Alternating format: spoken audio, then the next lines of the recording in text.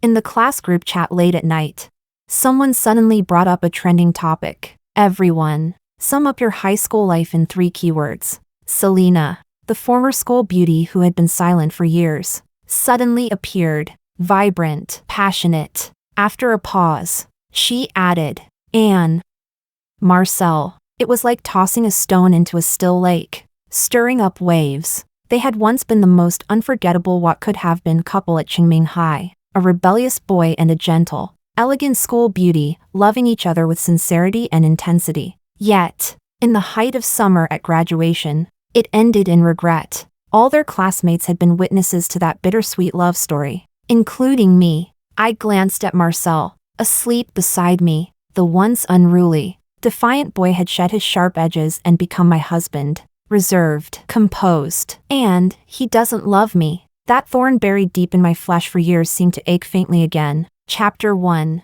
Everyone seemed more unable to let go of the past than the people involved. Selena's status on WeChat has always been single. But Marcel, does anyone know? Right after they broke up, he was so heartbroken he left the group and cut off contact with all of us. We can only see him in the news now. Come on. All these years he hasn't had a single rumor or scandal. And he's so busy with work, there's no way he has a girlfriend. True, when you've met someone unforgettable in your youth, you're not willing to settle for less. By the way, why did they break up back then? They were young and hot-headed. One wanted to go abroad, and the other acted out of pride. Isn't that the classic lovers reunite after separation trope? So shippable. The more they talked, the more excited they became. But I remained silent the whole time. Instead, I found myself thinking about a question. Am I Marcel's way of settling? After thinking for a while, I turned off the light, ready to sleep. Marcel's phone screen lit up in the dark.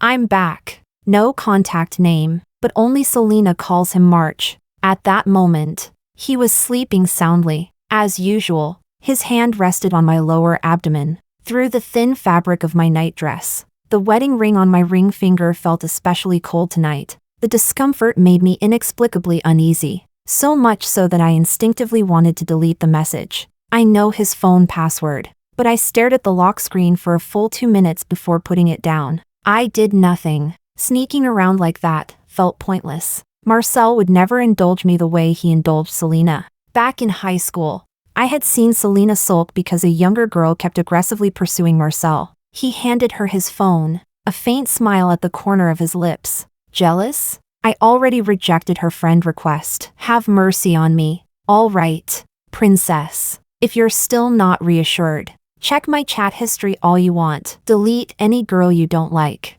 Thinking about it made it hard to fall asleep. I endured until 7, when Marcel finally woke up. Chapter 2. He has a strict biological clock. He wakes up early every day to work out. But not today. He stared at his phone for a long time, seemingly replying to messages. He didn't get out of bed until 8. Marcel. I called out to him. Are you going to the school anniversary? We've never really had much to talk about, even though we share the same bed. I only learned about it from the class group chat last night. Marcel turned back, hesitated for a moment before answering. Yeah, are you going? I shook my head. My high school years weren't exactly good memories. Everyone else would go back to reminisce, visit old teachers, reconnect with close friends, but all I could recall was embarrassment. Marcel said nothing, probably didn't want to go with me either. At the top right corner of the group chat, the 100+ red notification stood out. A rebellious young heir from a powerful family, and a gentle, approachable school beauty. Put together, they were always a hot topic. Selena, who usually just lurked silently, finally spoke. Just woke up, see you all next week. Friends. Different profile pictures replied instantly. The goddess has appeared. Can't wait to see you.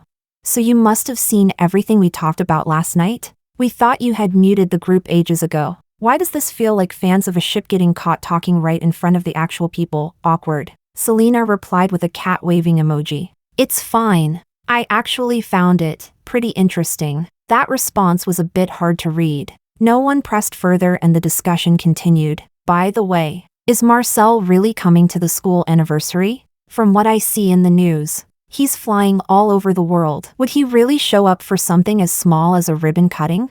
Sigh. Who would have thought the Marcel who used to skip classes for Selena, set off fireworks, and even got into fights with other schools would become the steady now? Can anyone even reach him? Is this gossip even true? Just as everyone was speculating whether Marcel would show up at the anniversary, Selena replied, "Don't worry. He just replied to me, he said he'll be there." Chapter 3, Valeria. Marcel stood at the bedroom door, fastening his watch, reminding me, "Not getting up yet? You're going to be late." 8:30. I had no mind to keep reading messages. I jumped out of bed in a rush. I had an appointment at 9 to play chess with Grandpa. I've always had a strong sense of time. I'm never late. Except once. In high school. It was a Monday. There had been a chain car accident, and traffic was terrible. I got off the bus halfway, ran all the way to the school gate, gasping for breath. There was 1 minute left. Marcel was biting into a bun, walking at an unhurried pace, just 1 step away from the gate. He stopped. He crouched down and calmly tied his shoelaces, as if he were waiting for something. He could have made it in time, yet he ended up being stopped outside with me, until I saw Selena jogging toward us. Only then did I understand he was waiting for her. At the entryway, I turned back. Marcel sat at the dining table, leisurely sipping his coffee. Suddenly, I had the urge to ask him to give me a ride. "Marcel, I'm running late. Are you busy?" "My meeting's in the afternoon." He looked up from his newspaper. "I can have my driver take you." I paused for a moment. "Okay, thank you." The words "thank you" appear frequently in our daily life, whether it's casually hanging up each other's laundry or making coffee for two. It always earns a polite thanks. We've truly achieved the ideal of being courteous to each other like guests. Thanks to the driver, I wasn't late. Grandpa was already sitting in the pavilion in the nursing home garden, waiting for me with a cheerful smile. We met at a public park's chess corner. The old man had terrible sportsmanship. He would undo his moves and comment constantly while watching others play. Gradually, no one wanted to play with him anymore. Coincidentally, people didn't want to play with me either, seeing I was just a young girl, so we became unlikely friends across generations. At the time, I didn't know he was Marcel's grandfather. From casual chats, I only heard he had a rebellious, disappointing grandson, until one day, Marcel came to pick him up. "Valeria." Grandpa waved his hand in front of me. "What's wrong? You're not in good form today." I looked down at the board, completely defeated. I could only smile and say, "Grandpa, you're amazing." I lost. He noticed something was off and asked, "Did you and Marcel have a fight?"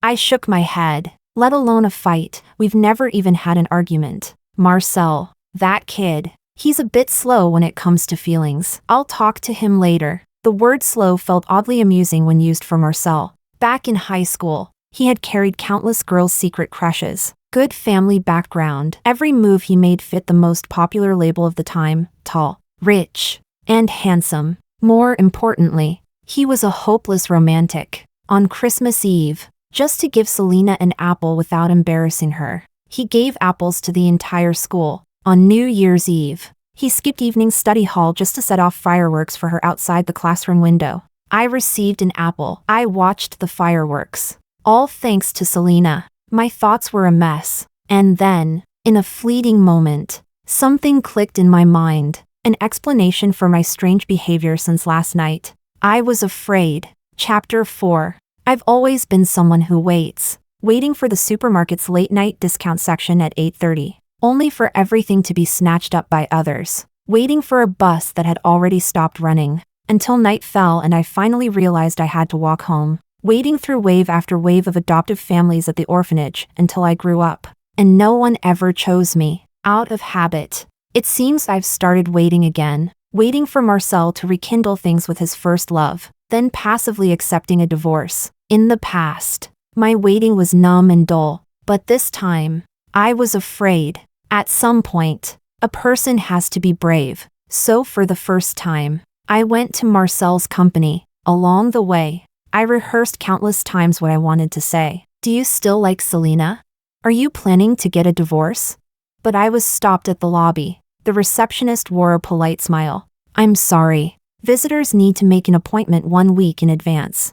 I wasn't sure whether Marcel wanted others to know he was married, so I didn't reveal my identity. I called him. Just as the dialing tone began, I heard a familiar ringtone coming from the elevator area. Marcel walked at the front of a group. He glanced at his phone, looking slightly puzzled, as if deciding whether to answer. I instinctively hung up, and he didn't seem to care. He slowed his pace deliberately, turning back from time to say something. It wasn't until he passed me, just 3 meters away, that I saw Selena behind him, partially hidden. Time had left no trace on her face. She still had that pure, first love look, no different from the photo on Marcel's private social account from 8 years ago. She caught up and walked beside him. Her tone carried a hint of delight. Oh, you've kept the same ringtone all these years? It's still my favorite instrumental piece. 17-year-old Marcel had been full of rebellion. He listened to hip-hop,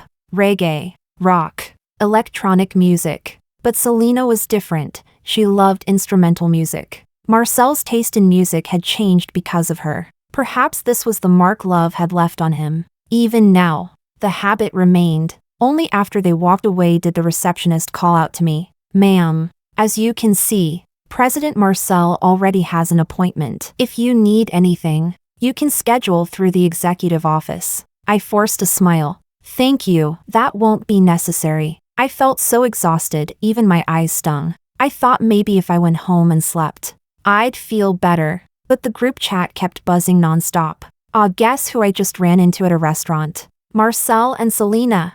Oh my god, did they really get back together? The campus romance drama I've been following finally got its happy ending. At Selena, come confirm if it's true.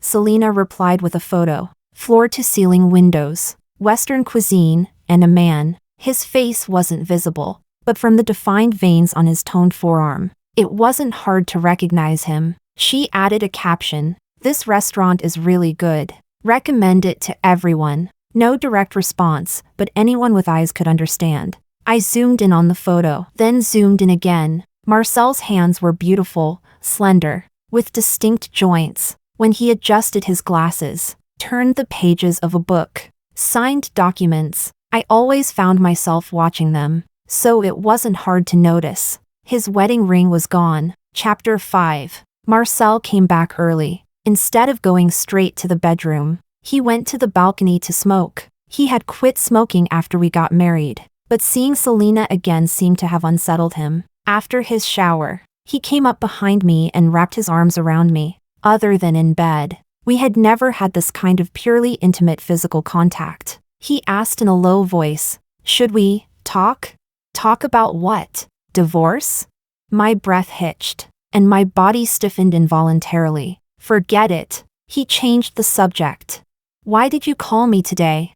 We had each other's numbers, yet they might as well not exist. We only occasionally contacted each other on WeChat, never by phone. I didn't know how to answer, and I didn't have the heart to say anything. Accidentally pressed it? No wonder you hung up so quickly. He quickly found an explanation. That night, he kissed me more carefully than usual, exceptionally gentle. But I actually preferred the version of him that was wild and uninhibited. In those moments, I could glimpse the 17-year-old boy he used to be. They say when you love someone, you become childish.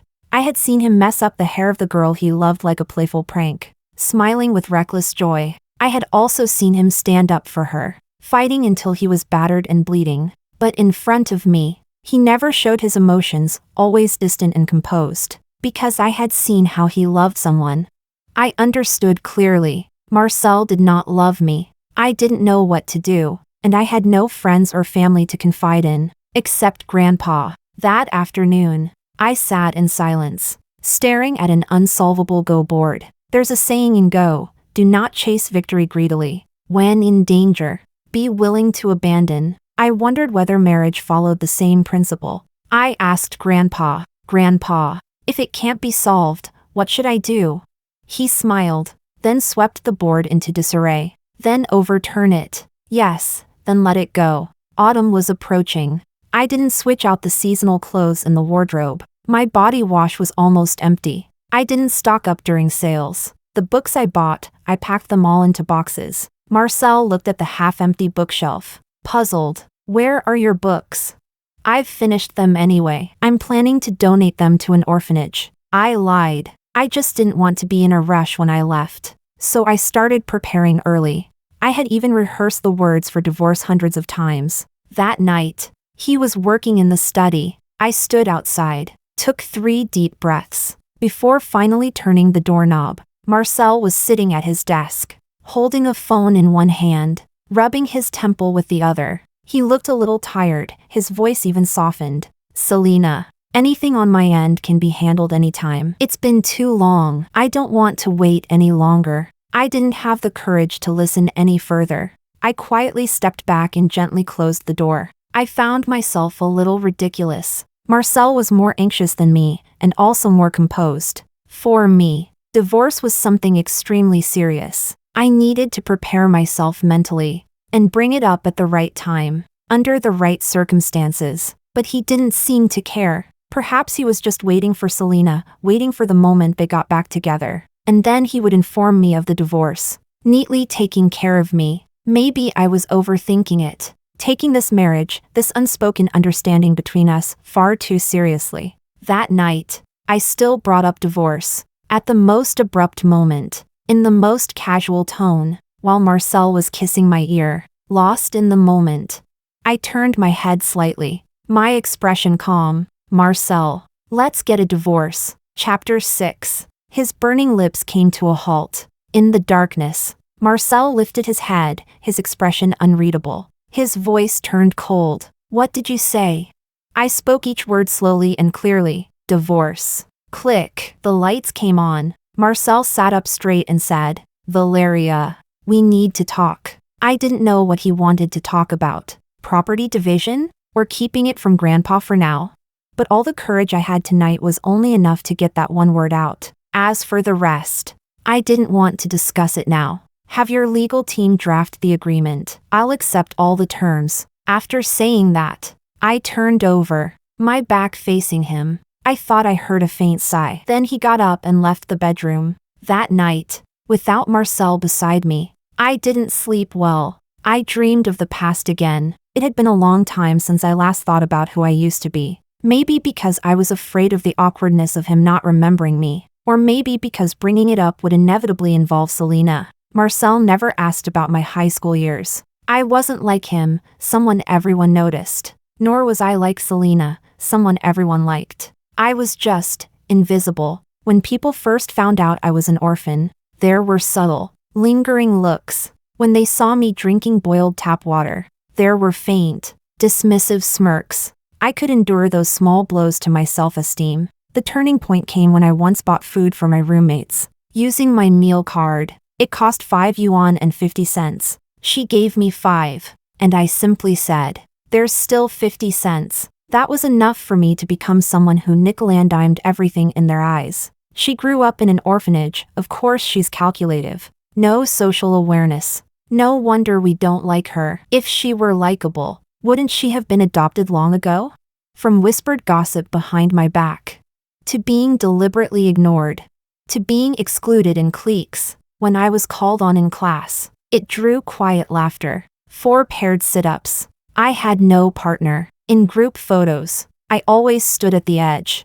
Those 3 years were truly hard to endure. Marcel was the only beam of light I could glimpse through the cracks of my darkness. So when I met him again, I desperately wanted to hold on, craving even the smallest bit of warmth he was willing to give. In the days that followed, Marcel left early and returned late. The moment he got home, he shut himself in the study, and we barely crossed paths. At 3 in the morning, I woke up thirsty. When I went out to pour some water, I saw him standing on the balcony, the tip of his cigarette glowing faintly between his fingers. Is the agreement ready?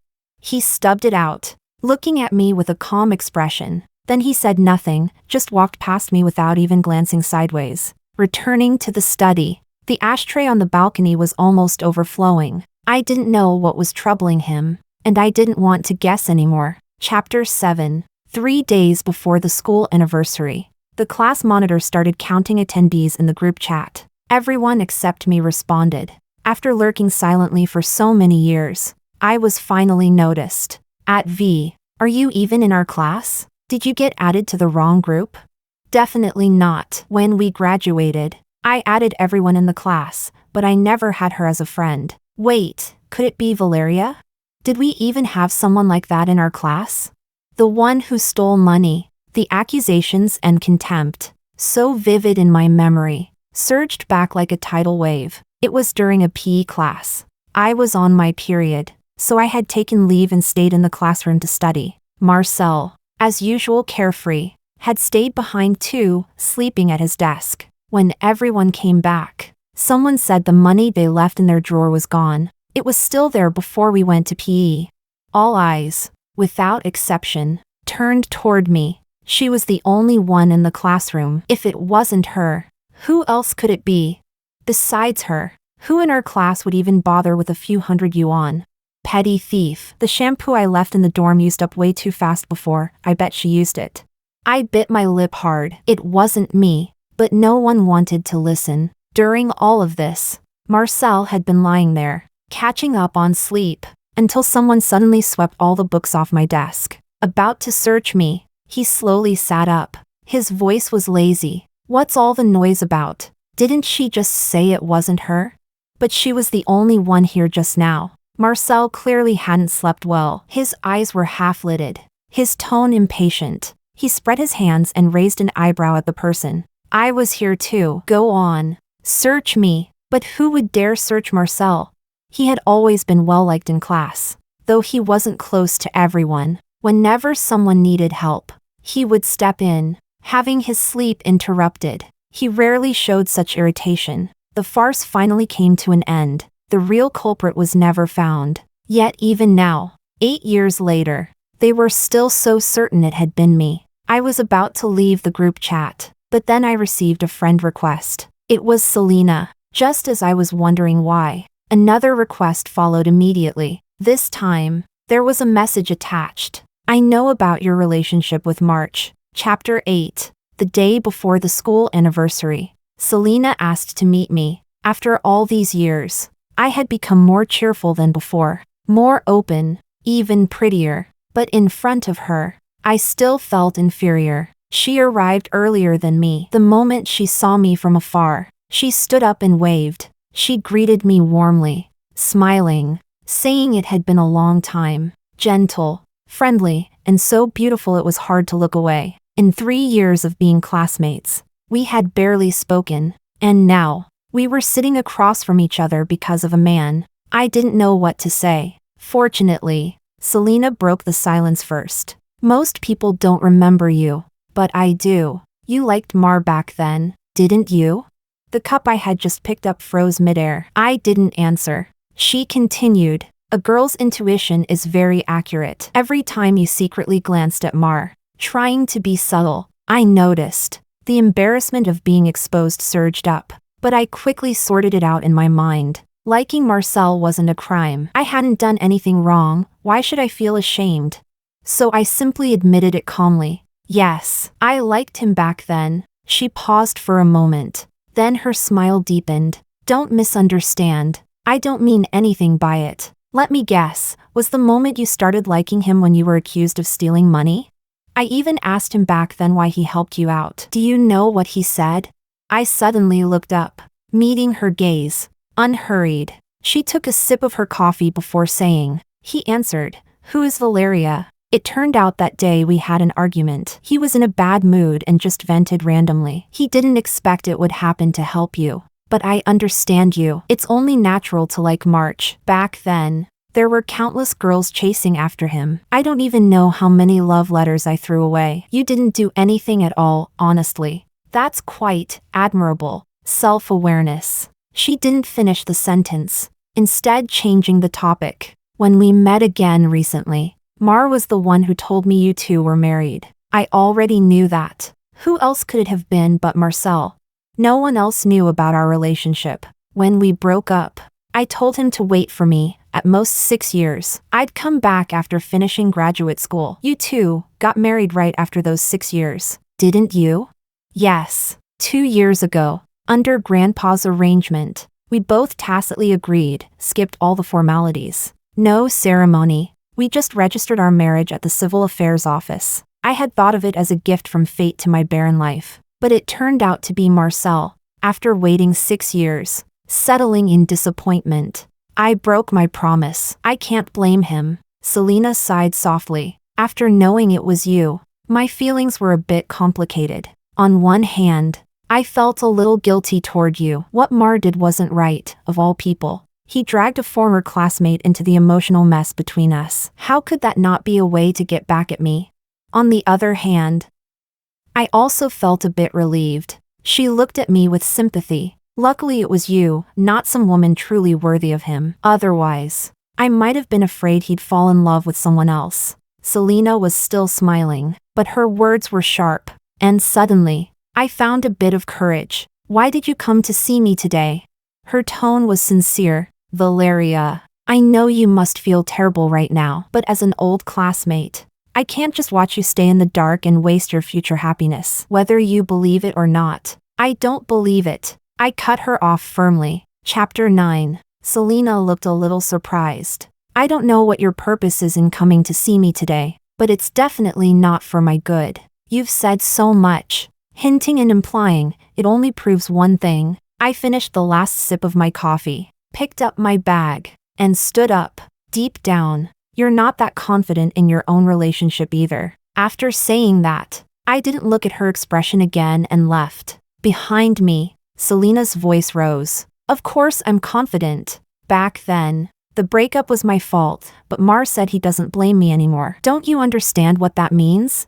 A gust of wind stirred, and my thoughts became tangled. Among all the things I had ignored and taken for granted, doubts began to surface one by one. I couldn't sort them out, so I went to the nursing home to find Grandpa. He had built his career from nothing, then retired in middle age, handing over everything, a distinguished background, filial children, yet he chose to live alone in a nursing home, far from the noise of the world, spending his days playing chess and tending to birds. I thought he could help guide me. Grandpa seemed to have expected I would come. He was already waiting. Marcel told me you brought up divorce. I didn't know what to say. I instinctively apologized. Grandpa. I'm sorry. Silly child. He smiled. I've seen what kind of person you are. If there's a problem, it's with Marcel, not you. I shook my head. It's because I became greedy. He patted my shoulder. It was my fault for bringing you two together back then. A wave of emotion rose in me, my eyes stinging. You're a kind-hearted child. You always come to keep me company and play chess. Marcel isn't interested in chess, but yesterday, he sat with me for the entire day. He asked me what he should do. I buried my face into my collar and said softly, "But Grandpa, the person he likes has come back." Grandpa sighed. After a long pause, he finally spoke. Back then, when he and that girl broke up, it was his parents' doing. $2 million, they sent her abroad. That girl came from an ordinary background. She wanted to seize the opportunity for a better future. Marcel didn't stop her. He was depressed for a long time after that. I won't hide that from you. But 8 years have passed. Valeria, with Marcel's personality, how many chances do you think he's had to get back together with her? It's nothing more than buying a plane ticket. The fact that you two ended up together, besides my matchmaking, Marcel himself was willing. Otherwise, how do you think you got past his parents? I didn't interfere in that. I suddenly looked up, stunned. Other than holidays, I rarely met Marcel's parents. Every time, they were indifferent, not opposed, but not warm either. Grandpa held my hand. I know my grandson. He's very firm in his decisions. Don't let one thing blind you. Maybe you two should have an honest talk. Chapter 10. On the day of the school anniversary, Marcel left early in the morning. He seemed to be deliberately avoiding me. At the entryway, we made eye contact as I had just woken up. I had barely opened my mouth, Mar, when he immediately turned and left, shutting the door behind him with lightning speed. I went back to sleep and didn't wake up again until noon. The class group chat was buzzing. Is everyone here? I'm sitting at our class check-in desk. I'm here. Guess who I just saw? Marcel. Obviously, that tall, handsome guy standing in the crowd. Who could miss him? And Selena, the beauty, is right beside him. Guess what else I noticed? He's wearing a wedding ring on his ring finger. What the hell? Did they secretly get married already? At Selena, come respond to this in person. But Selena didn't say a word. Let's just ask him directly at dinner later. Is everyone here yet? Yeah, everyone's here, except that thief.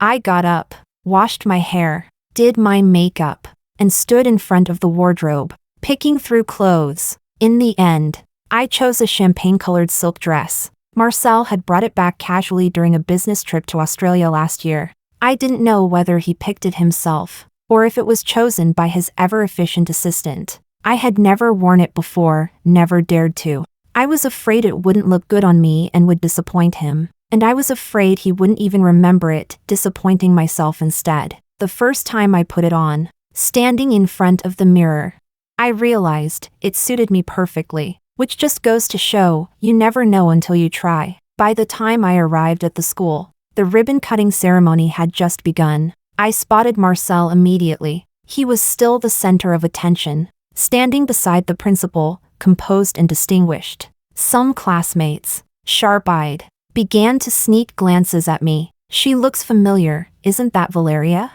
Are you blind? Since when was Valeria that pretty? I nodded at them. I'm Valeria. They quickly walked away, gathering with another group. I tilted my head slightly, watching them point at me, whispering and judging. The moment I looked back at them, they fell silent, exchanging glances. Faced with this, I didn't feel the same inferiority or shame as before. When I turned back again, I met Marcel's gaze. His eyes were beautiful, almost as if they were speaking to me. Selena, he's looking at you. An excited voice came from behind. Selena stood not far away. Beside her was Augustina, the one who had accused me of stealing. Selena didn't deny it, but instead shot me a wary glance. A classmate came over and asked me, "It's been so long, how about joining us for dinner after this?" I thought that might be good. Some things needed to be made clear. Chapter 11. The dinner was held at a private restaurant near the school. Selena sat at the main seat, basking in everyone's compliments. Why didn't Marcel come? She answered, "He's too busy with work, so he went back first." I had just received a message from Marcel asking where I was. I casually sent him a photo of the dinner table, no reply after that. He must really be busy. Oh, come on. Then answer for him, what's with the wedding ring on his hand? Amid the teasing, Selena looked a little uncomfortable. Her face flushed, and she turned her head away. Stop asking. Everyone understood it as shyness. Someone caught the faint smile on my lips and immediately turned the attention to me. Looking at how Valeria dresses now, you must be doing pretty well after graduation. Huh? I replied casually. Yeah, not bad. That's good. Life hasn't been easy for you, you've finally made it. Augustina chimed in. Yeah, back then. You probably stole my money because you were too poor, right? We're all old classmates. I don't blame you anymore. Do you have proof? I cut her off. What? I'm asking, do you have any evidence that I stole your money? If not, I'll file a defamation lawsuit. The room instantly fell silent. Selena tried to smooth things over. Augustina misspoke. I'll apologize on her behalf. We're all classmates. Yes, we are classmates. I smiled and continued. That's why it'll be easy to find you when the lawsuit starts. I stood up, scanning every face in the room. They might not remember me, but I remembered every single one of them, their names, and every word they had ever said to me. It felt like a thorn that had been embedded in my chest for years was finally pulled out. Along with it, my weakness seemed to be grasped and removed as well. I straightened up. Many of you owe me an apology. I came here today out of curiosity, to see if, after all these years, any of you had changed. Looks like I was overthinking it. You're still snobbish, shallow, and hypocritical. If anyone dares to put those baseless accusations on me again, I won't hesitate to take it to court. When I left, the room was still silent. I didn't know what they were thinking, but one thing was certain. I had definitely ruined this reunion. And strangely, there was a sense of twisted satisfaction. I carried my high heels in my hand, walking aimlessly down the street, until a suit jacket was draped over my shoulders. Chapter 12. Marcel took the high heels from my hand and walked beside me. "You seem happy," he said. I nodded. "Is it that obvious?" "Yeah, haven't you noticed you're practically skipping as you walk?" Silence fell between us. After a while, he continued, "Does getting a divorce really make you that happy?" I didn't know how to answer again, so I said, "Maybe. The legal team I work with isn't exactly fast. The divorce process could take about a year. Can you wait?" I thought for a moment. "Then let's keep it simple and just divorce directly. I don't want anything." He stopped walking and looked at me seriously. "But they're very capable. If I don't want a divorce, I can drag this out with you for 10 years. "What do you mean?" Marcel shrugged. "I mean exactly what I said. I don't think our marriage has reached the point where it's beyond saving." This time, I truly didn't understand. Marcel didn't love me, so why didn't he want a divorce? Before I could figure it out, he suddenly picked me up and carried me into the car. The inside was warm. I took off the jacket and handed it back to him. His gaze swept over me. "Seems my taste isn't bad. You look beautiful in that dress. You never wore it before. I thought you didn't like it." I instinctively retorted, "Of course I like it. Then I'll buy you more in the future." "That's not what I meant, Valeria." He held my shoulders and looked at me, his tone gentle. "What I'm about to say might be a bit messy, but over the past few days, I've thought about it a lot. Grandpa was right, it's my fault for never speaking up. From my perspective, this felt unfair. There was no warning, and you suddenly brought up divorce. But after thinking it through again and again, I finally realized when you started acting differently, it began the day you asked me whether I'd go to the school anniversary. So I've been wondering, did Selena's reappearance make you lose trust in me? I admit I once had feelings for her, but all of that ended after we broke up at graduation. The moment she took the money and went abroad, I made it clear to her that I respected her choice, and that there would be no possibility between us in the future. I have my principles. When I break up, I break up. When I marry, I marry. I wasn't careless enough with you or with myself to enter a marriage lightly. Nor am I the kind of person who would betray you. The car moved steadily forward. It was so quiet around us that I could only hear our breathing, and the faint, chaotic rhythm of my own heartbeat. "Valeria." He called my name with a soft smile. "Say something." "I'm actually kind of nervous." Chapter 13. I froze for a moment, questions popping up in my mind one after another. "The day your driver took me, why weren't you wearing your wedding ring?" "I wear it every day. When it gets worn, I send it in for maintenance." He glanced at my hand. "On the other hand, you've never worn yours even once." A 3-carat ring felt too heavy for me. I found it uncomfortable. "You had dinner with Selena." "Yes, she's a representative from the UK partner company. I only realized it was her after we added each other." "Then when you came back that night, why did you suddenly want to talk to me?" His expression grew serious. "I told her I was married to you. She mentioned some things about your past." "What would Selena have said about me? That I wasn't liked? That I was isolated? That I was a thief?" Marcel continued, "The version of you from high school was just a vague shadow in my memory. Back then, I was young and reckless. I didn't pay much attention to the people around me. I feel a bit regretful about that now. If only I had noticed back then." That night, I planned to talk to you about your high school years, but you seemed nervous. Then I thought, what if you didn't want to bring it up? There was too much to process. My thoughts were in disarray. Even my words came out messy. Then, when you called Selena and said you didn't want to wait anymore, Marcel frowned, thinking hard, looking somewhat troubled. Then realization dawned on him. "What are you thinking?" "I was talking about a project. Their side has been too slow, so the board has been discussing canceling the partnership these past couple of days." "But she told me." "Valeria." He cut me off.